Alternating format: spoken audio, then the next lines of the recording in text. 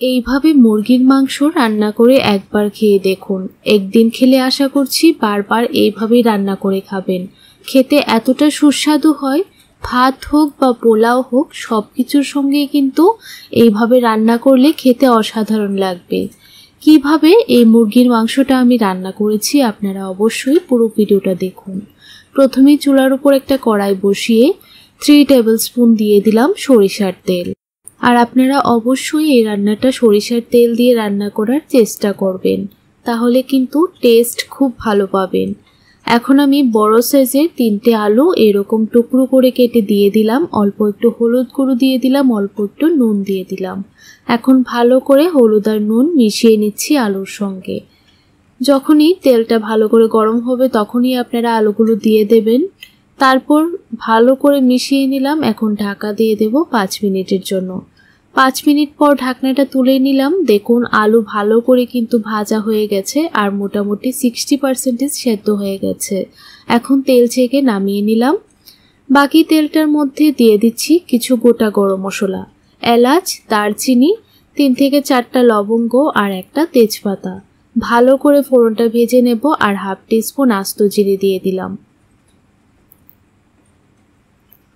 ভালো করে ভেজে নিয়েছি। এখন দিয়ে দেব 3টে মিডিয়াম সাইজের পেঁয়াজ কুচি।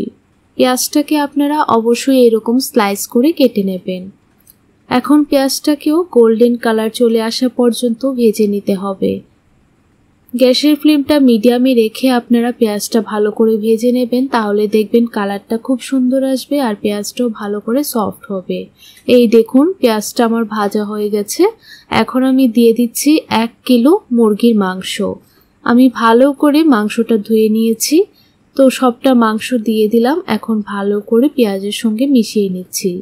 এইভাবে প্রায় 1 মিনিট ভালো করে কিন্তু মিশিয়ে নেব। তারপর আমি এই মাংসটাকে ঢাকা দিয়ে দেব প্রায় 5 থেকে 6 মিনিটের জন্য। তখন অবশ্যই গ্যাসের ফ্লেমটা মিডিয়ামে রাখতে হবে।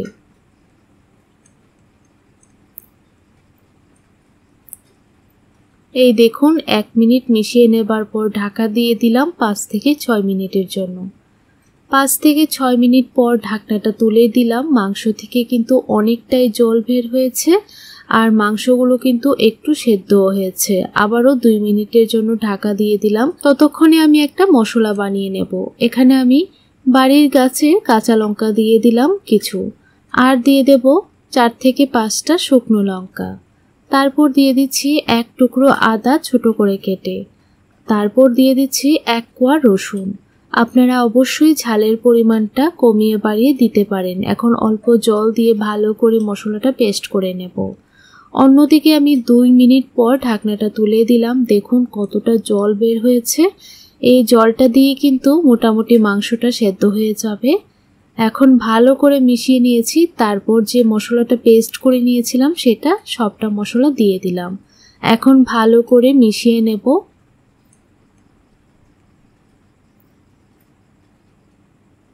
এই দেখুন ভালো করে মিশিয়ে নিলাম। এখন আমি ঢাকা দিয়ে দেব আবারও 4 থেকে 5 মিনিটের জন্য।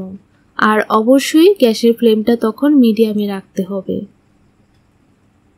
4 থেকে 5 মিনিট পর ঢাকনাটা তুলে দিলাম। দেখুন উপরে কিন্তু অনেকটাই তেল ভেসে উঠেছে। এখন হাফ টিস্পুন নুন দিয়ে দিলাম, 1 টিস্পুন জিরে গুঁড়ো, 1 টিস্পুন কাশ্মীরি লঙ্কার গুঁড়ো আর 1 টিস্পুন হলুদ গুঁড়ো দিয়ে দিলাম। আর দিয়ে দিচ্ছি 2 টেবিল স্পুন টমেটো সস। আপনাদের কাছে যদি টমেটো থাকে তাহলে আপনারা এখানে টমেটো কুচি করেও দিতে পারেন বা চাইলে সসও দিতে পারেন। তো আমি এখানে টমেটো সস দিয়ে দিলাম।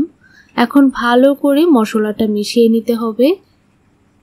তারপর ভেজে রাখা আলুগুলো দিয়ে দিলাম। যখন মশলাটা ভালো করে মেশানো হবে তখনই আপনারা আলুগুলো দিয়ে দেবেন। আবারও ভালো করে নাড়াচাড়া করে মিশিয়ে নিতে হবে। দেখুন প্রায় 1 মিনিটের মতো মিশিয়ে নিয়েছি। এখন ঢাকা দিয়ে দিলাম 3 মিনিটের জন্য। 3 মিনিট পর ঢাকনাটা তুলে দিলাম।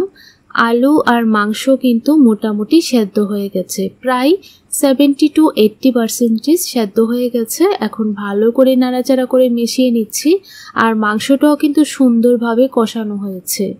আবারও 2 মিনিটের জন্য ঢাকা দিয়েছিলাম। ঢাকনাটা তুলে দিলাম। এখন ভালো করে নাড়াচাড়া করে মিশিয়ে নেব। তারপর দিয়ে দেব পরিমাণ মতো ঝোল। এখানে আমি উষ্ণ গরম জল ব্যবহার করেছি, আপনারা অবশ্যই চেষ্টা করবেন গরম জলটা ব্যবহার করার। এখন ভালো করে মিশিয়ে নিয়েছি, ঢাকা দিয়ে দিলাম 5 মিনিটের জন্য। ততক্ষণে কিন্তু মাংস আর আলু ভালো করে সেদ্ধ হয়ে যাবে। ঢাকনাটা তুলে দিলাম 5 মিনিট পর, তারপর 1 টিস্পুন গরম মশলার গুঁড়ো দিয়ে দিলাম। এখন আমি 1 মিনিট এইভাবেই রান্না করে নেব। ভালো করে মিশিয়ে 1 মিনিটের মতো এইভাবে রান্না করে গ্যাসের ফ্লেমটা অফ করে দেব। আপনাদের কাছে এই চিকেনের লাল ঝোল রেসিপিটি কেমন লাগলো কমেন্ট করে জানাবেন। ভালো লাগলে চ্যানেলটিকে সাবস্ক্রাইব করে রাখবেন এই ধরনের আরও নতুন নতুন রেসিপি দেখার জন্য। আর অবশ্যই আপনার বন্ধু বান্ধবদের সঙ্গে খুব বেশি পরিমাণে রেসিপিটি শেয়ার করবেন।